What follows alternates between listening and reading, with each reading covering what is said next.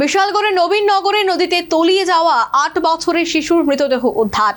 রাতভর তল্লাশির পর সোমবার সকালে উদ্ধার শিশুটির নিথর দেহ।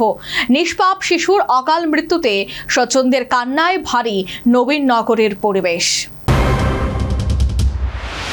বিশালগড়ের নবীনগড়ে মর্মান্তিক ঘটনা।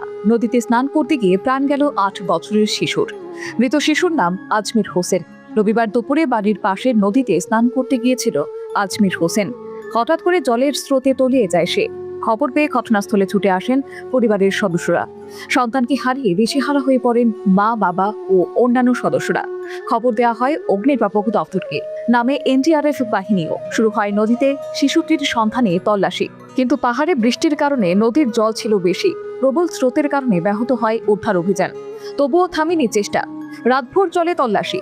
আশায় বুক বেঁধে অপেক্ষা করেন স্বজনরা। শেষ পর্যন্ত সোমবার সকালে মেলে শিশুটির সন্ধান। নদীর জলে ভাসমান অবস্থায় আজমিরের নিথর দেহ দেখতে পান এনডিআরএফের কর্মীরা।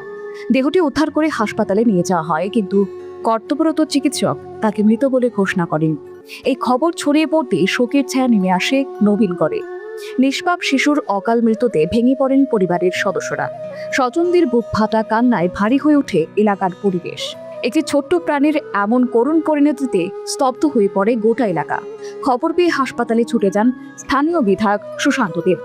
আজমিরের মর্মান্তিক মৃত্যুতে গভীর শোক প্রকাশ করেন তিনি। গতকালকে একটা মর্মান্তিক দুর্ঘটনা হয় নবীনগর বাজারপাড়া এলাকায়। এক নিষ্পাপ ৮ বছরের শিশু খেলতে গিয়ে নদীতে তলিয়ে যায়। কালকেও সারা রাত্র প্রায় উদ্ধার কাজ হয়েছে। আজকে ভোরবেলা থেকে উদ্ধার কাজ হয়েছে। কিছুক্ষণ আগে নিষ্পাপ শিশুটার মৃতদেহ উদ্ধার হয়। আমাদের Dhubri, NDRF, civil defence, SDRF সবাই মিলে প্রচেষ্টা করে, গ্রামবাসী, ফায়ার সার্ভিস সবাই মিলে প্রচেষ্টা করে মৃতদেহ উদ্ধার হয়েছে। নিষ্পাপ শিশুটার জন্য আমরা সবাই অত্যন্ত মর্মাহত, বেদনাদায়ক ঘটনা। মৃত শিশুর পরিবারের পাশে থাকারও আশ্বাস তিনি দেন, কিন্তু সে আশ্বাসে বাবা মায়ের সন্তান বিয়োগের হৃদয়ের ক্ষত ভরে না। সর্বোপরি বিশালগড়ের নবীনগড়ের নদীতে তলিয়ে যাওয়া ৮ বছরের শিশুর মৃতদেহ উদ্ধার।